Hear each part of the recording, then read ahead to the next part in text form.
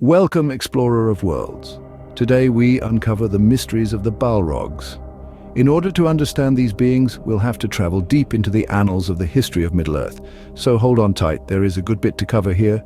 In the beginning, within the timeless halls where Eru Iluvita, the supreme deity of Tolkien's universe, crafted the world through the Ainulin Dale, the music of the Ainur, there were beings of great power and beauty, the Ainur, comprising the Vala and the Lesser Maiar.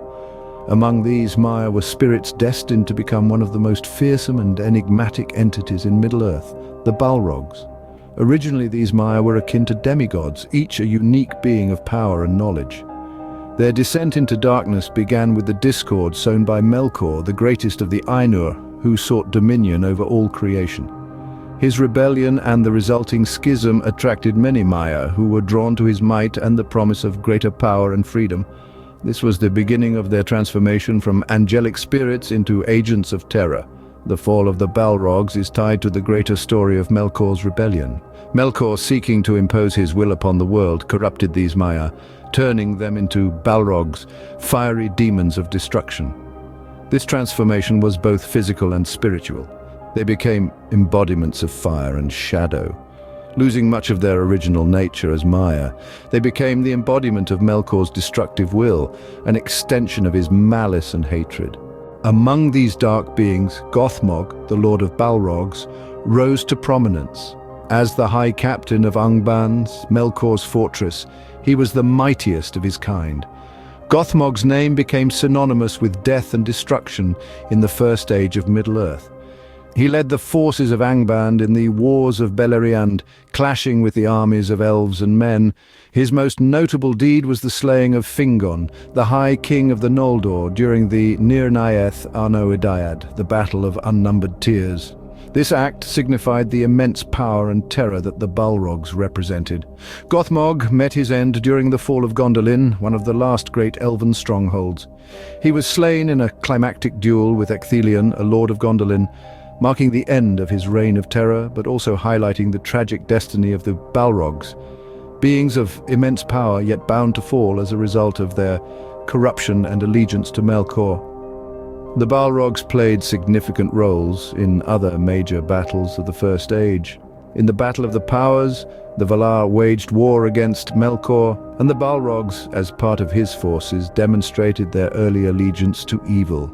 Their presence in the Battle Under Stars and the Siege of Angband showcases their long history of participation in Melkor's wars against the free peoples of Middle-earth.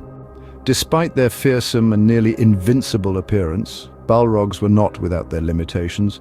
They were capable of being defeated, as evidenced by their battles with powerful elves like Glorfindel, who fought and vanquished another Balrog during the fall of Gondolin, and by Gandalf the Grey, who famously confronted and defeated Durin's Bane in the mines of Moria during the events of The Lord of the Rings.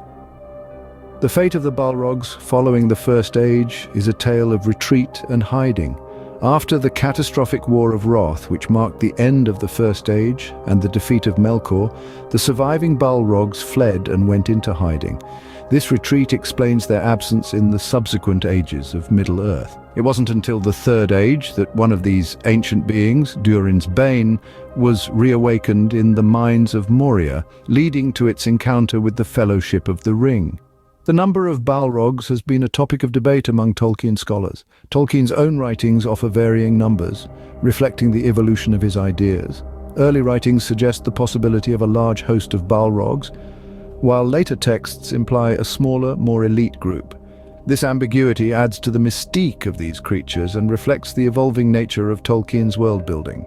The story of the Balrogs, from their origins as Maiar to their fall and eventual role in the wars of Middle-earth, is a narrative rich with themes of corruption, power, and the consequences of allegiance to darkness. They represent a tragic arc within Tolkien's mythology, beings of potential and power, twisted and reshaped into instruments of destruction. Their transformation from divine origins to shadowy destroyers is a testament to the complex and layered world Tolkien created.